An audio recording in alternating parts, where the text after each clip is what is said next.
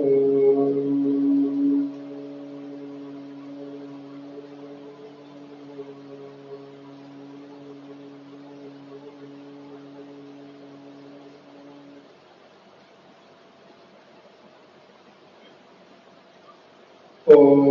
वामे मनसि प्रतिष्ठिता मनो मे वाचि प्रतिष्ठितम् आद्यराग्निर्मयेधिः वेदस्य मानस्थः श्रुतं मे मा प्रहासीः अनेनाधीतेन अहोरात्रान् सन्दधामि परतं वदिष्यामि सत्यं वदिष्यामि तन्मामवतु तद्वक्तारमवतु अवतु माम् अवतु वक्तारम् अवतु वक्तारम्। ॐ शान्ति शान्ति शान्तिः। नारायणं नमस्कृत्य नरं चैव नरोत्तमं देवीं सरस्वतीं व्यासं ततो जयमुदीरयेत्। सदाशिवसमारम्भाम् शङ्कराचार्यमध्यमाम् अस्मदाचार्यपर्यन्ताम् वन्दे गुरुपरम्पराम्। वागर्धाविव सम्पृक्तौ वागर्धः प्रतिपत्तये जगतः पितरौ वन्दे पार्वती परमेश्वरौ। या देवी सर्वभूतेषु स्मृतिरूपेण संस्थिता नमस्तस्यै नमस्तस्यै नमस्तस्यै नमो नमः। नारायण षष्ठ अनुवाद मंत्र नंबर 1 से पाठ करेंगे। मिल गया?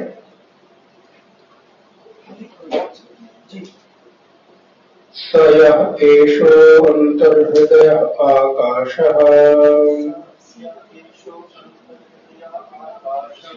तस्मिन्नयं पुरुषो मनोमयः अमृतो हिरण्मयः अन्तरेण तालुके यः एषस्तन इवावलम्बते सेन्द्रयोनिः यत्रासौ केशान्तो विवर्तते व्यपूय शीर्षकपाले भूरित्यग्नौ प्रतितिष्ठति भुव इति वायो स्वरित्यादित्ये म इति ब्रह्मणि आप्नोति स्वराज्यम् आप्नोति मनस्पतिम् आप्नोति मनसस्पतिम् वाक्पतिश्चक्षुष्पतिः श्रोत्रपतिर्विज्ञानपतिः एतत्तयो भवति एतत्ततो भवति आकाशशरीरं ब्रह्म सत्यात्म प्राणारामम् मन आनंदम् शांति समृद्धमृतम् इति प्राचीन योग्योपरस्वम् इति प्राचीन योग्योपासस्व।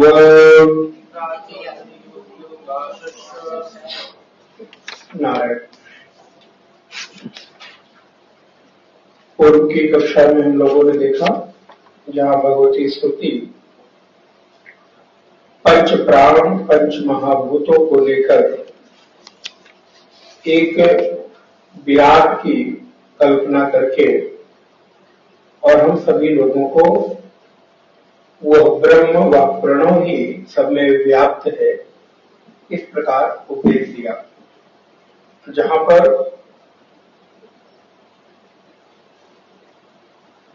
भू भुवः स्वः ये मुख्यतः पूरे वेद का आधार बताया गया, जहां पर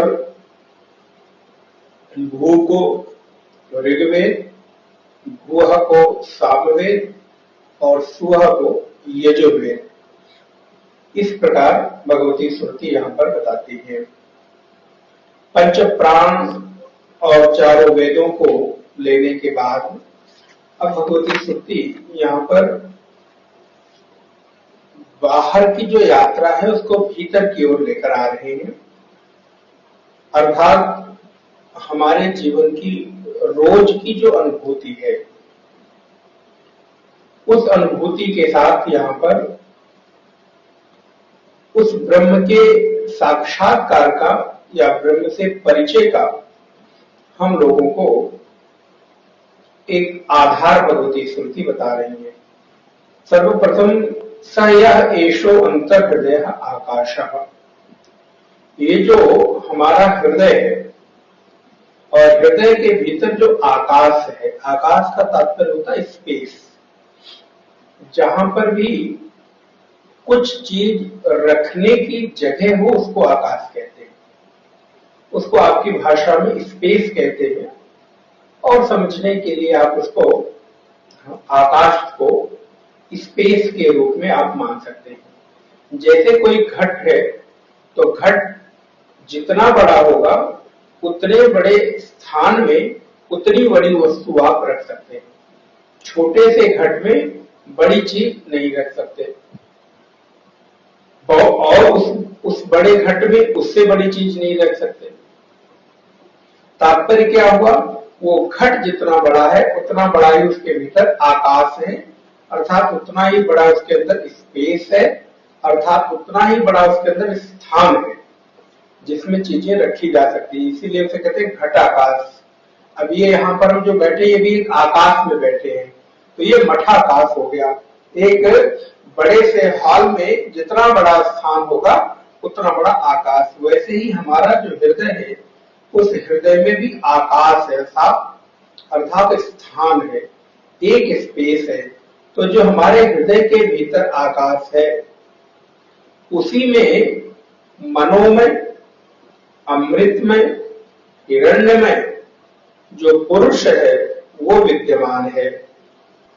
अर्थात आप कहीं भी कोई भी विचार आपके मन में आता है तो जब अंदर को देखने की बात होती है तो आप कहीं और नहीं निहारते, आप सीधे नीचे की ओर निहारते हैं, और नीचे भी कहाँ निहारते हैं, इस स्थान पर निहारते हैं, यहाँ पर हमारा जो हृदय है। और इसी के आसपास हमारे हार्ट के होने की भी आप लोग डॉक्टर लोग बातें करते हैं। तो हार्ट और जो हृदय है उसको पर्यायवाची बना दिया गया, क्योंकि विज्ञान के पास और कोई शब्द थे नहीं अथवा और कोई के पास ऑर्गन नहीं दिखाने के लिए, लेकिन हृदय कोई एक ऑर्गन नहीं है, हृदय एक स्थान है, एक स्पेस है। हार्ट को निकाल दिया तो इसका मतलब वो व्यक्ति हृदय शून्य हो गया, ऐसा नहीं होता। अगर हार्ट को निकाल देने के बाद व्यक्ति हृदय शून्य हो जाता, भाव शून्य हो जाता, संवेदना शून्य हो जाता, तब तो समझ में आता कि हमारे हृदय का मतलब हो गया दोनों हमारे जो हार्ट है। लेकिन अब इसको निकाल देने के बाद भी व्यक्ति के भीतर भाव भी होते हैं, संवेदनाएं भी होती हैं, इमोशंस भी होते हैं।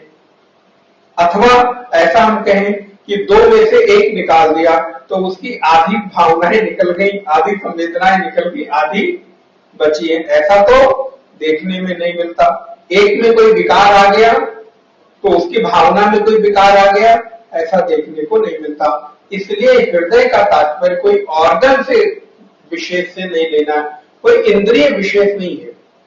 एक स्थान है जिस स्थान में हमारे भीतर भावनाओं का उद्भव होता है। एक ऐसी जगह है जहां पर हमारे भीतर संवेदनाएं प्रकट होती है। उस स्थान को हृदय कहा गया, ना कि हमारे दोनों तरफ रहने वाले जो इंद्रिय हैं उस इंद्रिय को कहा जा रहा है। तो यहाँ पे कह रहे हैं स एषः एषो अंतर्हृदय आकाशः। अब तस्मिन् नयन पुरुषो मनोमयः, यहाँ पर वो जो पुरुष है अर्थात ब्रह्म है वो कैसा है, बोले मनोमय है। अर्थात मन के द्वारा ही एक आकार विशेष आपके भीतर उसकी परिकल्पना होती है। कैसा है, बोले अमृतः, अमृत स्वरूप है। शरीर की इंद्रियां निकाल देने के बाद भी व्यक्ति के हृदय में संवेदनाएं कोई कम नहीं होती। अगर किसी हमारे इंद्रिय के निकल जाने से संवेदनाएं कम होती तब तो हम मान लेते कि जो वो पुरुष है किसी एक इंद्रिय विशेष में रहता है, जबकि ऐसा देखने को नहीं मिलता। चाहे कोई हाथ, पैर, आंख, नाक, कान, मुख, हृदय, गुर्दा, लीवर, जो मर्जी है आप निकाल दीजिए, लेकिन इस एक इंद्रिय के निकलने के बाद भी उस आपके ब्रह्मत्व में उसमें कोई विकार नहीं आता। विकलांग हो तो भी और दिव्यांग हो तो भी और स्वस्थ हो तो भी उसकी जो हृदय के भीतर अनंतता का बोध है सबको बराबर है। अब अगर ऐसा होता तो अष्टावक्र जी 8 जगह से टेढ़े हैं, फिर तो उनके भीतर का ब्रह्म भी टेढ़ा मेढ़ा हो जाना चाहिए था। जबकि 8 जगह से टेढ़े अष्टावक्र उनकी राजा जनक की सभा में बैठे विद्वानों को ब्रह्म से साक्षात करने की बात करते हैं। हमारा जनक को ललकारते हैं कि मैं तो वो समझता था कि ये विद्वानों की सभा, आपको सब कथा आपको मालूम हो, मैं तो समझता था कि ये विद्वानों की सभा है, लेकिन यहाँ तो सारे के सारे चर्मकार बैठे हुए हैं, चमार बैठे हुए हैं। सारे विद्वान सुन के एकदम अवाक, हम तो इतने बड़े विद्वान पर हमको चर्मकार कहे रहे हैं। बोले हाँ, हमारी दृष्टि में आप चर्मकार ही हो, क्योंकि तुम्हारी दृष्टि अभी हमारे 8 जगह से टेढ़े शरीर के ऊपर है, इसलिए अभी तुम्हारी दृष्टि केवल चमड़े पर है। चमड़े के भीतर होता, ब्रह्म पर होता, आत्मा पर होता, तो तुम हमारे शरीर को देखकर मैं टेढ़ा हूं ये बात ना कहते, क्योंकि ब्रह्म में तो कोई टेढ़ापन हो ही नहीं सकता। ब्रह्म में कोई आकार है ही नहीं, तो उसमें किसी भी प्रकार के विकार होने की संभावना होती ही नहीं। विकार वही संभव है जहां किसी भी प्रकार का आकार हो। आकार शून्यता में विकार की कोई संभावना है ही नहीं। जो निर्विकार है, जो आकार शून्य है, उसमें कैसा विकार? तो ऐसा कहते हैं कि वो पर जो ब्रह्म है अमृता, अमृत स्वरूप है, हिरण्यमय, हिरण्यमय है अर्थात चमकवान है, चमकता हुआ। हिरण्य माने सोना, तो जैसे स्वर्ण चमकता रहता है, बोले वैसे ही हृदय में ये पुरुष भी चमचमाता रहता है महाराज। अमृत स्वरूप है, सबके मरने के बाद भी वो नहीं मरता। आप देखिए विज्ञान भी इस बात को सिद्ध करता है कि शरीर में मृत्यु के पश्चात भी कुछ घंटों तक जीवंतता बनी रहती है। शरीर के कुछ कुछ अंग, कुछ कुछ ऑर्गन्स काम करते रहते हैं। किसके कारण? बोले उस हिरण मेहता के संस्कार, वो है नहीं वहां, लेकिन अब जैसे आप कहीं रहते हो और वहां से चले जाएं, तो आपके जाने के बाद भी कुछ घंटे तक आपके होने का प्रभाव वहां रहेगा ना। आप जो कोई सुगंधित द्रव्य लगाते होंगे, उसकी कोई सुगंध रह जाती होगी, आपके रहने की कोई संस्कार छूट जाता होगा, आपके अनुसार जो व्यवस्थाएं की गई हैं वो कोई ना कोई वहां पर संस्कार छूट जाता है। अथवा जैसे कह लें किसी बर्तन में आप घी रखिए, दूध रखिए, या अथवा तेल रखिए, या कोई ऐसा पदार्थ रखिए, तो उसमें उस बर्तन से सब कुछ निकाल लीजिए, पूरा निकाल लीजिए, लेकिन उसके बाद भी वो पात्र अगर ऐसे खाली रखा हुआ हो, वो द्रव्य निकालने के बाद, तो उस बर्तन को देखकर थोड़े घंटों तक कोई अनुमान लगा सकता है कि इसमें दूध था, कि दही था, कि घी था, कि पानी था, कि तेल था, कि अन्य कोई द्रव्य था। तो ऐसे ही इस शरीर के भीतर वो हिरण्य में, अमृतमय आत्म चेतना परमात्मा विद्यमान रहती है। अब यहाँ पर एक बड़ी सुंदर बात बोलते हैं, अंतरेण तालुके। आप लोगों ने कभी ध्यान दिया है कि नहीं, आपकी जो तालु है, तालु जानते हैं, अंदर में गले के आसपास रहती है, हाँ, और वहां पर एक देखिए क्या लिखते हैं, अंतरेण तालुके यह एष स्तन इवालंबते। आपके भीतर अंदर में गले के पास एक स्तन की तरह छोटा सा मांस का टुकड़ा लटकता रहता है। हाँ, जुबला, अच्छा, हाँ, UVLA, युवला। तो वो एक आपके भीतर लटकता रहता है। बोले ये क्या है? बोले अंतरेण तालुके। यह आप देखिए ऋषियों की दृष्टि कहां तक गई है। यह एष स्तन इवालंबते, अगर अथवा आप देखिए कभी आपके गले में कुछ फंस जाए, कुछ हो जाए, हाथ लगाइए तो वो बिल्कुल बहुत कोमल सा, पतला सा एक मांस का लोथड़ा यहाँ पर आपको लटकता हुआ दिखाई देगा। स्तन अवलंबते, जैसे स्तन होता है ऐसे छोटा सा स्तन आपके गले में वहां लटकता हुआ दिखाई देगा। सेंद्र योनि ही, यह उसकी योनि है। बोले अंतरेण तालुके, यह अंतरेण तालुके, बाहर वाला नहीं, अंदर की तालु, अंतरेण तालुके यह स्तनिवालंबते सेंद्र योनि, यही इसकी योनि है। बोले यत्रासो केशांतो विवर्तते, जहां से आपके केश का क्या कहते हैं, विवर्तते, अलग अलग होते, जहां से आप अपने केश का मांग भरते हैं। अब वो बात अलग है कि आप अपनी मांग के लिए निकाले तो वो बात अलग है कि, लेकिन अगर स्वभावता देखें तो बालों के अलग होने का जो स्थान है वो बिल्कुल मूर्धा है, बीच में है। यहाँ पे आप जबरदस्ती तिरछी मांग निकालने, यहां से निकालने, तो वो एक अलग विषय है। लेकिन जो केश हमारे अलग अलग विवर्त होते हैं, अर्थात बंटवारा जहां होता है बीच से, तो बोले ये त्रासो केशः केशांतो विवर्तते व्यपोय शीर्ष काले। तो जो जहां केशों का मूल भाग विभक्त होता है, फिर आपके केश यहां से शुरू होकर यहां पर आकर, आप देखिए ये जो बाल है पूरे पीछे तक अलग अलग नहीं होते।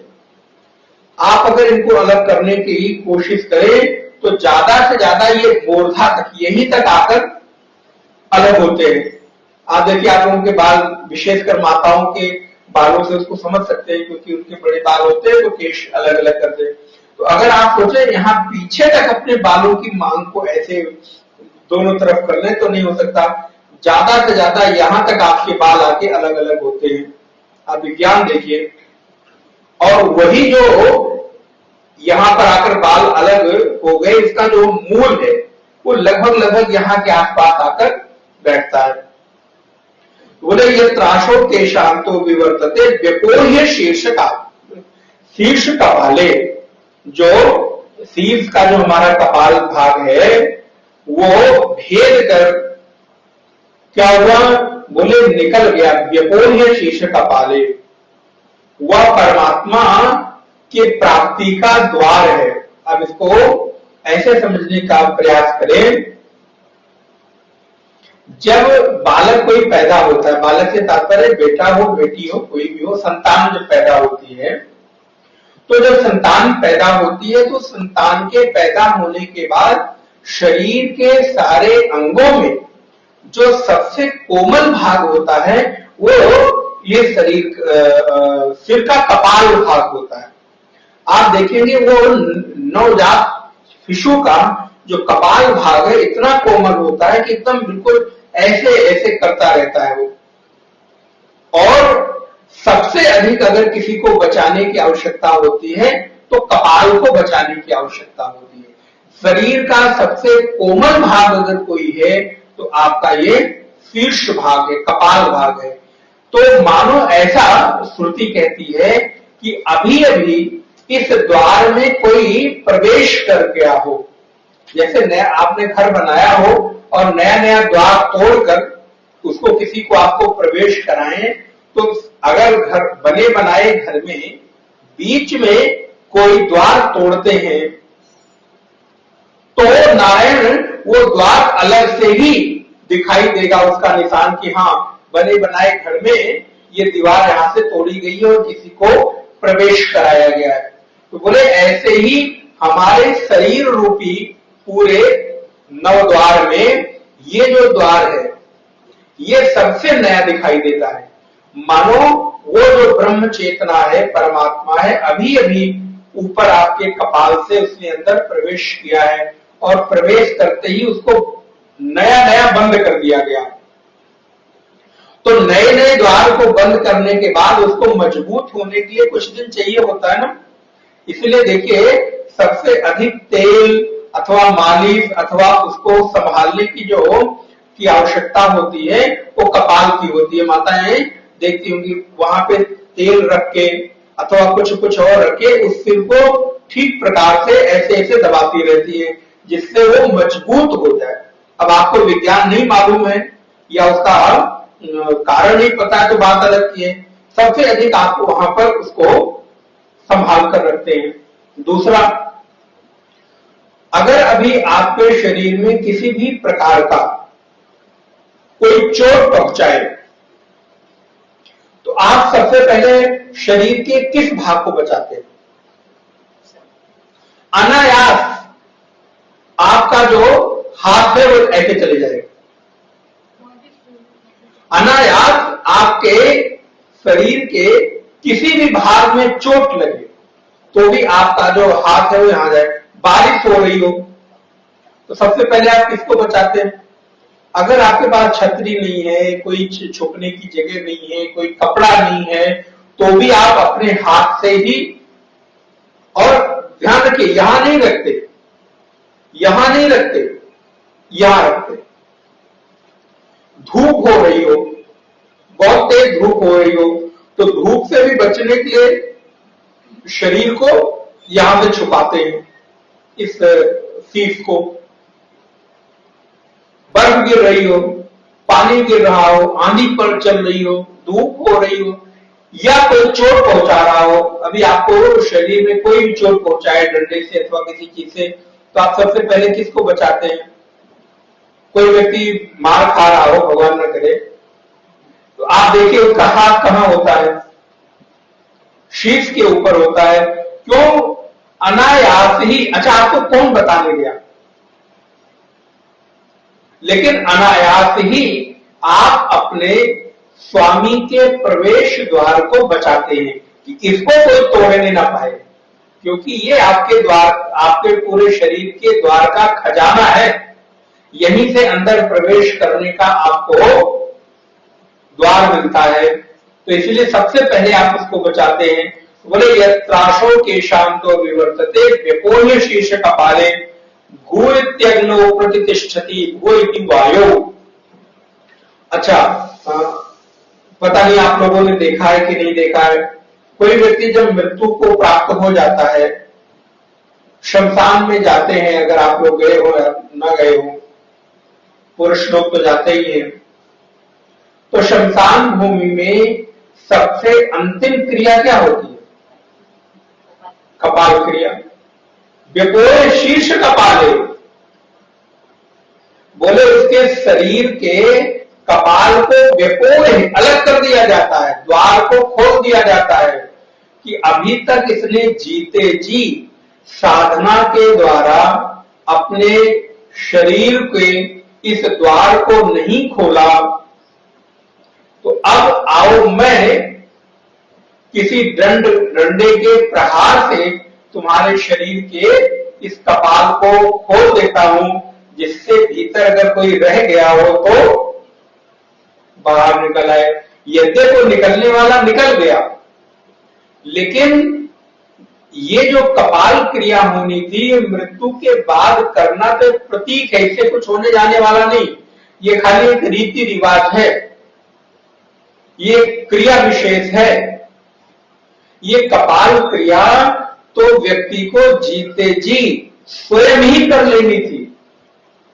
ये इस बात का प्रतीक है कि मैं अपनी साधना के द्वारा, योग के द्वारा, अपने तप के द्वारा जीते जी अपने उस मूर्धा को, अपने उस कपाल को विदीर्ण कर लेता, अथवा जो मृत्यु है, मृत्यु के समय में अपनी मृत्यु का वर्ण शरीर के किसी अन्य द्वार से उस आत्मा के निकलने को नहीं, बल्कि इस कपाल के द्वारा, मूर्धा के द्वारा मैं अपनी योग साधना से उस आत्मा को या इस शरीर से बाहर ले जाऊं। ये मृत्यु के बाद शमशान भूमि में होने वाली जो कपाल क्रिया है, ये उसका प्रतीक है। ये मरने के बाद मृत शरीर में, निर्जीव शरीर में आत्मा के निकल जाने के बाद आप उस शरीर के अंग को तोड़ो, काटो, पीटो, कुछ भी करो, उसको कोई फर्क पड़ता है? आप सोचिए भी माचिस की एक लौ शरीर में कहीं लग जाए तो कितना पीड़ा होती है, लेकिन अब उस शरीर को चिता की अग्नि में एकदम प्रज्वलित अग्नि के भीतर झोंक दिया गया है, डाल दिया गया है, फिर भी उस शरीर को कुछ भी हो नहीं रहा है, वो रोता नहीं, चिल्लाता नहीं, बचाओ बचाओ, ऐसा कुछ भी नहीं करता। क्यों? क्योंकि जो शरीर में संवेदना देने वाला था, भाव देने वाला था, उसने तो अपने द्वार का चयन किया और निकल गया। अच्छा, अब दूसरा एक आप ध्यान दीजिए, प्रत्येक व्यक्ति की मृत्यु के बाद, आप कहेंगे कैसी चर्चा हो रही है, लेकिन क्या करें, विषय वही है। प्रत्येक व्यक्ति के मृत्यु के बाद आप देखिए उसके शरीर का कोई न कोई अंग जरूर टेढ़ा होता है, उसको कहते अंग भंग हो जाना। ये उस व्यक्ति की अगली योनि, उसकी गति अथवा जीवन भर उसके साधना की श्रेष्ठता का कई बार परिचायक हो जाता है। आप देखिए कभी कभी किसी व्यक्ति के कान से खून निकल आता है, थोड़ा सा बड़ा अटपटा लगेगा सुनने में। किसी व्यक्ति के आंख टेढ़ी हो जाती है, आंख से खून निकल आएगा, नाक से निकलता है, किसी का मुख खुला रह जाता है, आपने ध्यान दिया हो, मृत शरीर के बाद उसका मुख खुला तो खुला रह गया।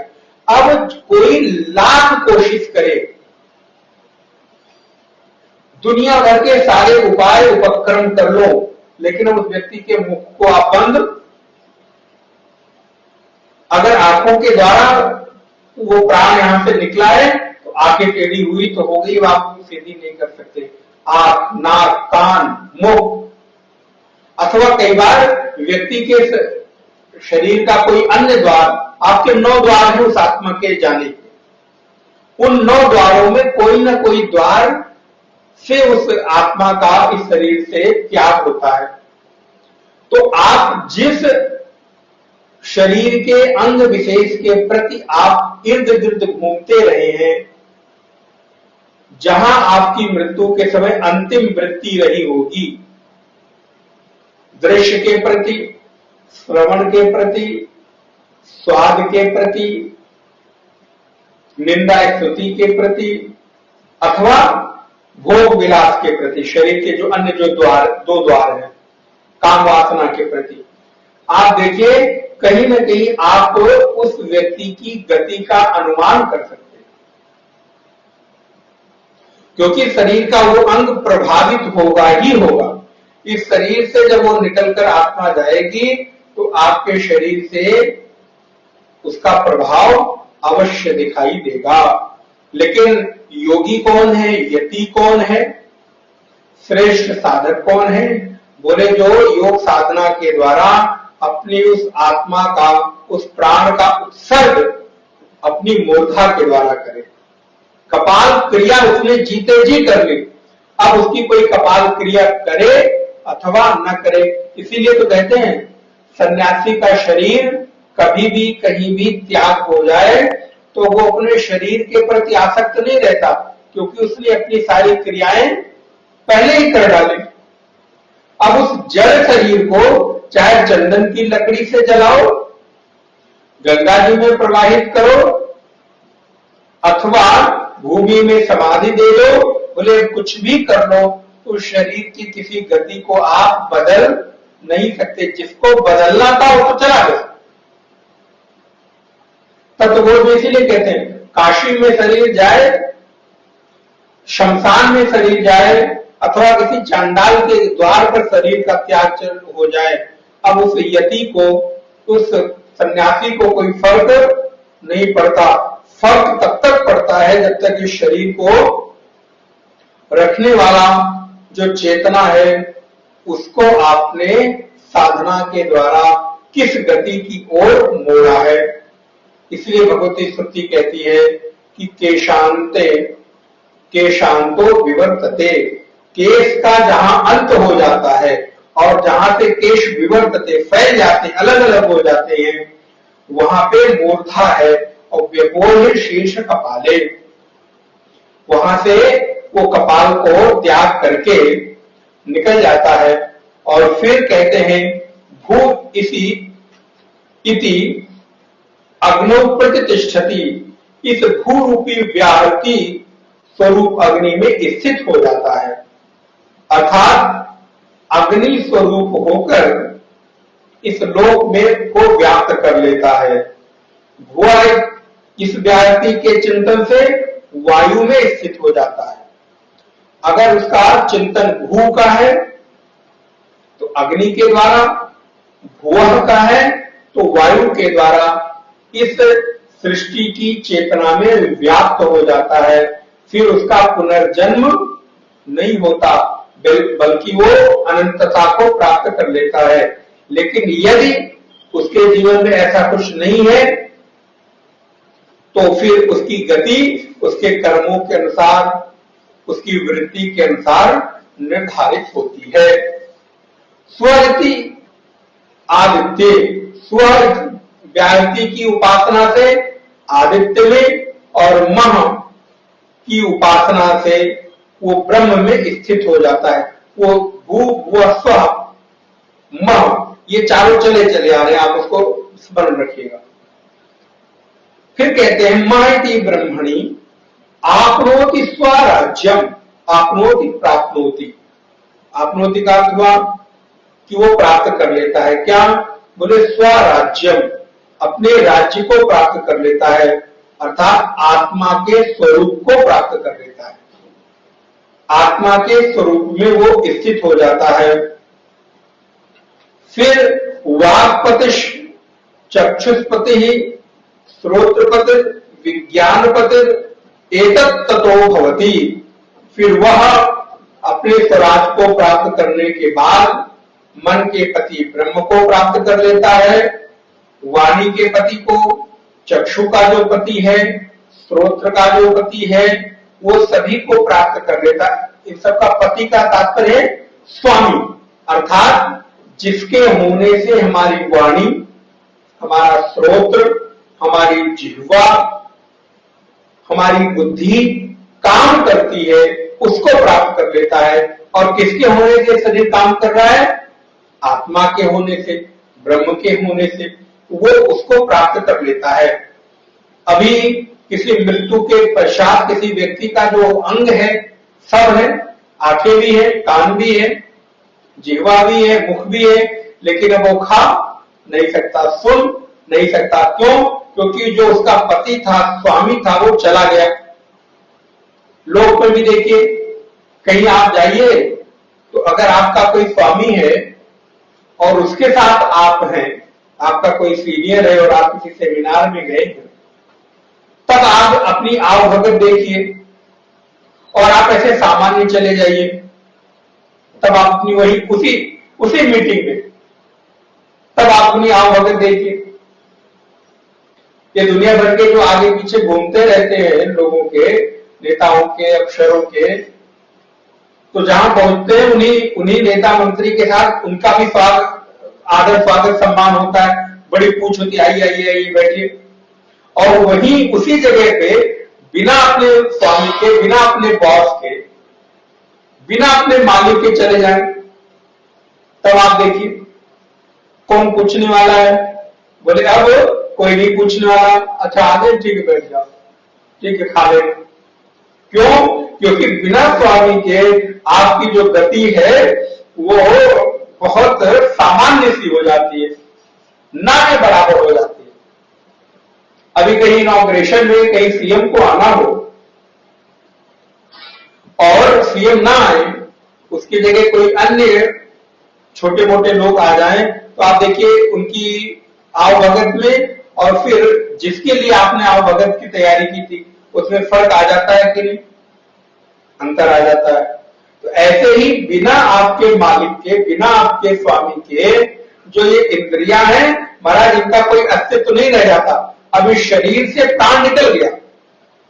अब वो पीछे उपनिषद याद रखिए, इंद्रिय और प्राण में एक बार झगड़ा हो गया, बोले मैं बड़ा तुम्हें बड़ा, सुना होगा आपने।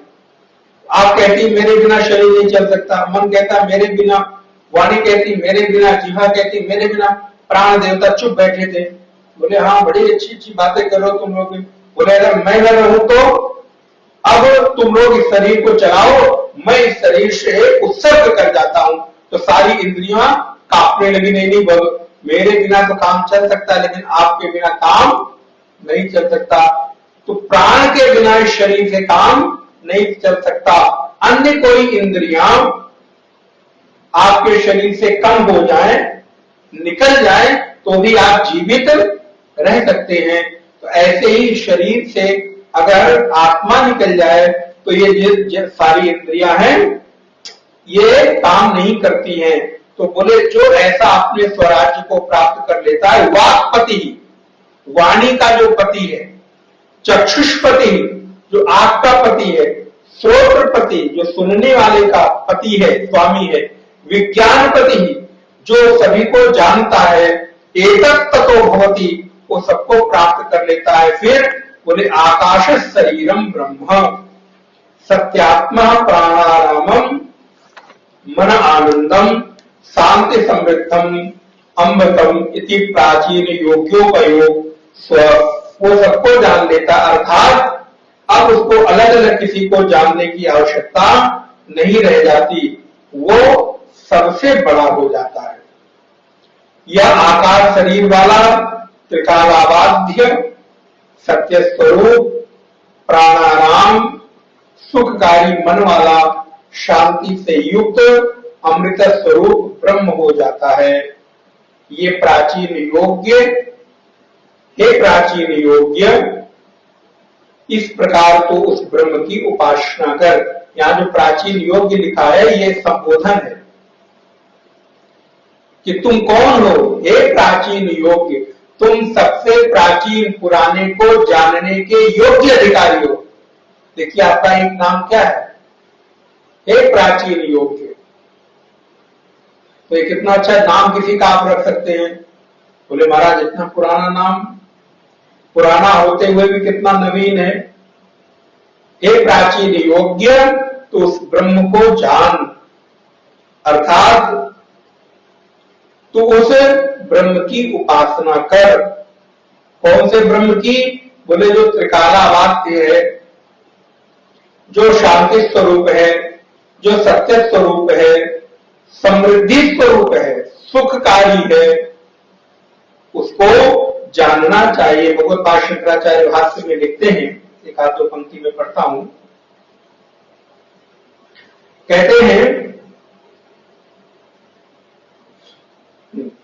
सत्यात्म सत्यम मूर्तामूर्तम अवितथम स्वरूपम च आत्मा स्वभावो अस्य तदिदं सत्यात्मा प्राणारामम प्राणेश्वराम रमण अक्रीड़ा यस्य तत् प्राणारामम। बोले जिस प्राण में हम रमण करते हैं इसलिए उसका एक नाम प्राणारामम भी है। प्राणाराम, प्राणारामम, प्राणानाम व आरामो यस्मिस्तत् प्राणारामम।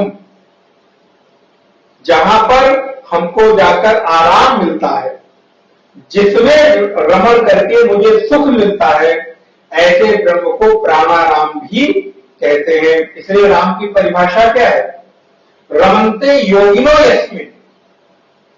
योगी लोग जिसमें रमण करते हैं ऐसे आनंद स्वरूप को राम कहते हैं। राम का अर्थ खाली दशरथ के पुत्र के रूप में नहीं है, बल्कि योगी लोग जिस आनंद में रमण करते हैं उसको राम कहते हैं।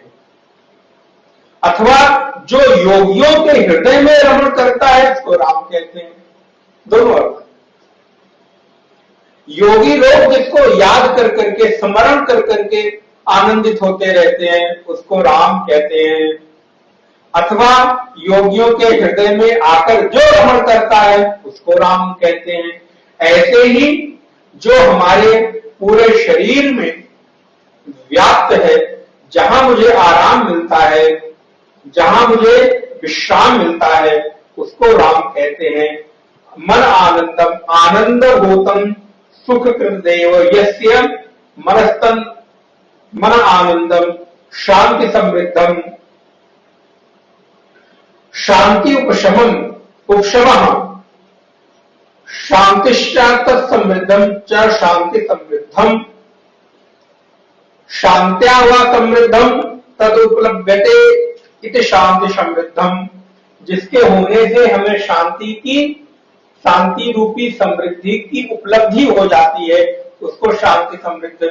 तो जिसको प्राप्त कर लेने के बाद अन्य कोई चीज प्राप्त करने की इच्छा नहीं रह जाती, इसलिए वो जो आत्मा है वो शांति समृद्ध स्वरूप है। अमृतम अमरण धर्मी, जिसमें मरण का कोई धर्म नहीं है। एतच्चाधिकतरम विशेषणम तत्रैव मनोमय इत्यादो द्रष्टव्यमिति एवं मनोमयत्वादि धर्मैः विशिष्टम यथोक्तम ब्रह्म हे प्राचीन योग्य उपासस्व इति आचार्य वचनोक्ति आदरार्थ। अब जो आचार्य हैं वो अपने शिष्य को आदर देने के लिए ये वचन कहते हैं, हे प्राचीन योग्य। क्योंकि आचार्य अपने